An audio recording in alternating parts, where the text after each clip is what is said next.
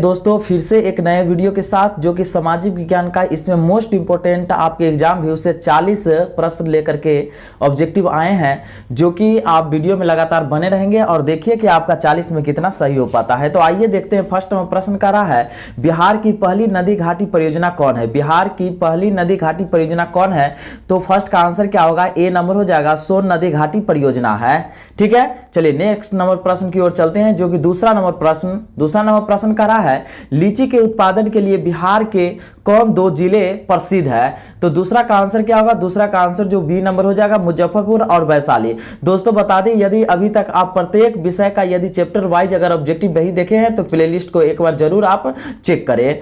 चलिए third number प्रश्न की ओर चलते हैं। तीसरा नंबर प्रश्न कह रहा है, उर्वरक कारखाना अवस्थित है। उर्वरक कारखाना अवस्थित है, तो तीसरा का आंसर क्या होगा? तीसरा का आंसर जो है वो सी नंबर में हो जाएगा, बरौनी में है। दोस्तों वीडियो यदि लगे कि आपके लिए अगर हेल्पफुल है तो जरूर चैनल को सब्सक्राइब कर लेंगे और अपने मित्रों में एक बार जरूर शेयर करेंगे। तो 4 नंबर प्रश्न कह रहा है, समान ऊंचाई वाले स्थान को मिलाने वाली काल्पनिक रेखा को कहते हैं, तो इसको क्या कहा जाता है? तो 4 का आंसर क्या होगा? डी नंबर हो जाएगा, समुच्चय रेखा कहा जाता है। चलिए नेक्स्ट प्रश्न की ओर चलते हैं। 5वां नंबर प्रश्न, और देखिए 5वां प्रश्न कह रहा है, सत्ता में साझेदारी सही है क्योंकि?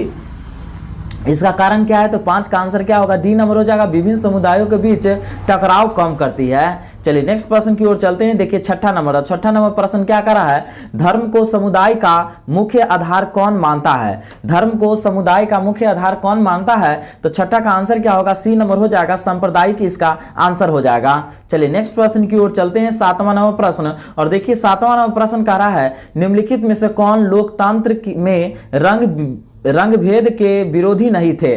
तो 7 का आंसर क्या होगा? 7 का आंसर जो है वो डी नंबर हो जाएगा, जेड गुड़ी। ठीक है, चलिए नेक्स्ट प्रश्न की ओर चलते हैं।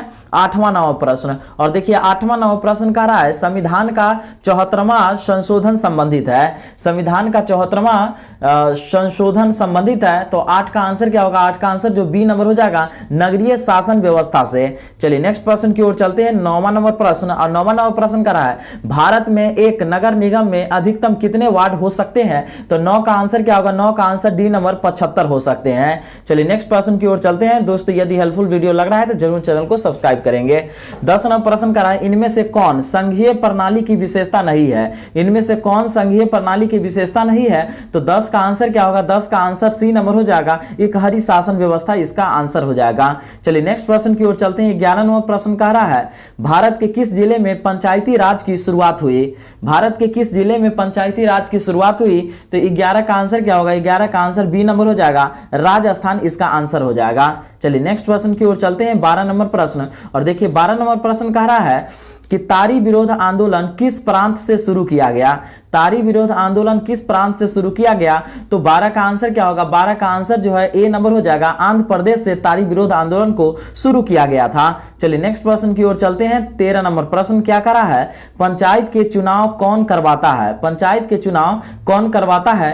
13 का आंसर क्या होगा? 13 का आंसर डी नंबर हो जाएगा, राज्य चुनाव आयोग करवाता है। चलिए नेक्स्ट प्रश्न की ओर चलते हैं। 14 नंबर, और देखिए 14 नंबर प्रश्न कर रहा है, निम्न में से कौन क्षेत्रीय राजनीतिक दल है? निम्न में से कौन क्षेत्रीय राजनीतिक दल है? तो 14 का आंसर क्या होगा? 14 का आंसर डी नंबर हो जाएगा, जनता दल यूनाइटेड इसका आंसर हो जाएगा। चलिए नेक्स्ट प्रश्न की ओर चलते हैं। 15 नंबर, और देखिए 15 नंबर प्रश्न क्या कर रहा है, विश्व का सबसे बड़ा लोकतांत्रिक देश कौन है? विश्व का सबसे बड़ा लोकतांत्रिक देश कौन है? तो 15 का आंसर क्या होगा? 15 का आंसर सी नंबर हो जाएगा, 1900 सी नंबर हो जाएगा, विश्व भारत हो जाएगा। विश्व का सबसे बड़ा लोकतांत्रिक देश कौन है? तो भारत है। ठीक है, चलिए नेक्स्ट प्रश्न की ओर चलते हैं। 16 नंबर प्रश्न, और देखिए 16 नंबर प्रश्न कह रहा है, इनमें से कौन सी एक बात लोकतांत्रिक व्यवस्था के अनुरूप नहीं है? ठीक है, इनमें से कौन सी एक बात लोकतांत्रिक व्यवस्था के अनुरूप नहीं है? तो 16 का आंसर क्या होगा? 16 का आंसर जो है बी नंबर हो जाएगा, बहुसंख्यकों का शासन इसका आंसर हो जाएगा। चलिए नेक्स्ट प्रश्न की ओर चलते हैं। 17 नंबर, और देखिए 17 नंबर प्रश्न कह रहा है, भारत एक लोकतांत्रिक राज्य है, निम्नलिखित में से किसमें यह घोषणा की गई है? भारत एक लोकतांत्रिक राज्य है, निम्नलिखित में से किसमें यह घोषणा की गई है? तो 17 का आंसर क्या होगा? 17 का आंसर ए नंबर हो जाएगा, प्रस्तावना इसका आंसर हो जाएगा। चलिए नेक्स्ट प्रश्न की ओर चलते हैं, 18 नंबर। और देखिए 18 नंबर प्रश्न कर रहा है, भारत में लोकतंत्र की क्या चुनौती है? भारत में लोकतंत्र की क्या चुनौती है? तो 18 का आंसर क्या होगा? 18 का आंसर डी नंबर हो जाएगा, इनमें से सभी इसका आंसर हो जाएगा। चलिए नेक्स्ट प्रश्न की ओर चलते हैं, 19 नंबर। और 19 नंबर प्रश्न कर रहा है, निम्नलिखित में से कौन सा कदम लोकतांत्रिक सुधार का सूचक है? निम्नलिखित में से कौन सा कदम लोकतांत्रिक सुधार का सूचक है? तो 19 का आंसर क्या होगा? 19 का आंसर सी नंबर हो जाएगा, पंचायती राज इसका आंसर हो जाएगा। चलिए नेक्स्ट प्रश्न की ओर चलते हैं, 20 नंबर। और 20 नंबर प्रश्न कर रहा है, योजना आयोग का गठन कब हुआ? योजना आयोग का गठन कब हुआ? तो 20 का आंसर क्या होगा? 20 का आंसर बी नंबर हो जाएगा, 15 मार्च 1950 को गठन किया गया था।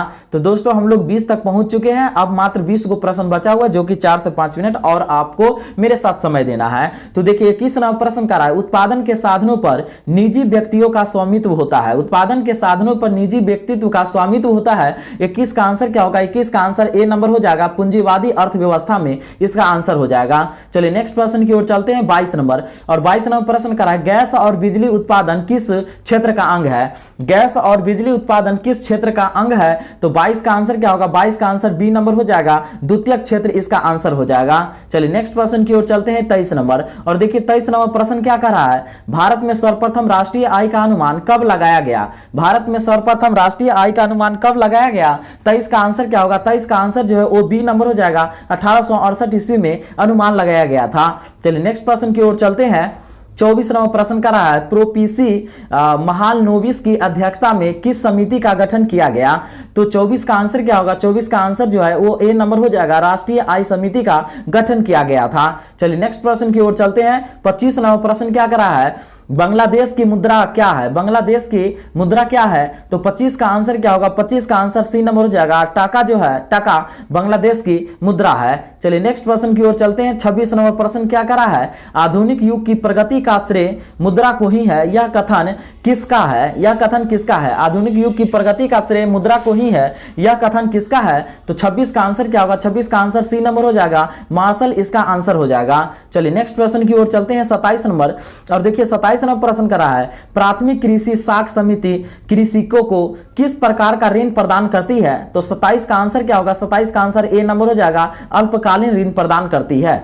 चलिए नेक्स्ट प्रश्न की ओर चलते हैं, 28 नंबर प्रश्न कर रहा है, प्रोमो यूनुस का संबंध किस देश से है? तो 28 का आंसर क्या होगा? 28 का आंसर डी नंबर हो जाएगा, बांग्लादेश इसका आंसर हो जाएगा। ठीक है, चलिए नेक्स्ट प्रश्न की ओर चलते हैं, जो कि 29 नंबर प्रश्न देखिए क्या कर रहा है, इनमें से कौन आर्थिक आधारभूत संरचना नहीं है? इनमें से कौन आर्थिक आधारभूत संरचना नहीं है? तो 29 का आंसर क्या होगा? 29 का आंसर सी नंबर हो जाएगा, स्वास्थ्य इसका आंसर हो जाएगा।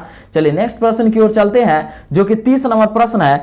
और 30 नंबर प्रश्न कर रहा है, ऊर्जा का स्रोत क्या है? ऊर्जा का स्रोत क्या है? तो 30 का आंसर क्या होगा? 30 का आंसर डी नंबर हो जाएगा, इनमें से सभी हो जाएगा, कोयला, विद्युत, पेट्रोल, ये सभी ऊर्जा का स्रोत है। चलिए नेक्स्ट प्रश्न की ओर चलते हैं, 31 नंबर प्रश्न क्या कर रहा है, 1995 में निम्न में से कौन अस्तित्व में आया? 1995 में निम्न में से कौन अस्तित्व में आया? 31 का आंसर क्या होगा? ए नंबर हो जाएगा, WTO इसका आंसर हो जाएगा। चलिए नेक्स्ट प्रश्न की ओर चलते हैं, 32 नंबर प्रश्न कर रहा है, भारत में वैश्वीकरण की प्रक्रिया कब शुरू हुई? भारत में वैश्वीकरण की प्रक्रिया कब शुरू हुई?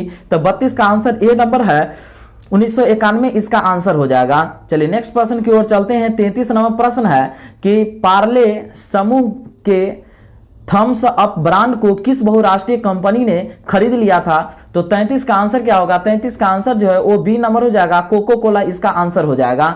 चलिए नेक्स्ट प्रश्न की ओर चलते हैं, जो कि 34 नंबर प्रश्न का रहा है, भारत सरकार ने सूचना का अधिकार अधिनियम कब पारित किया था? तो 34 का आंसर क्या होगा? 34 का आंसर डी नंबर हो जाएगा, 2005 इसका आंसर हो जाएगा। चलिए नेक्स्ट प्रश्न की ओर चलते हैं, जो कि 35 नंबर प्रश्न है, आकस्मिक प्रबंधन का मुख्य घटक है। ठीक है ना, आकस्मिक प्रबंधन का मुख्य घटक है। तो 35 का आंसर क्या हो जाएगा? 35 का आंसर जो है वह डी नंबर हो जाएगा, इनमें से सभी हो जाएगा, स्थानीय प्रशासन, स्वयंसेवी संगठन, स्थानीय लोग, या सभी आंसर इसका हो जाएगा। चलिए 38 नंबर प्रश्न की ओर चलते हैं।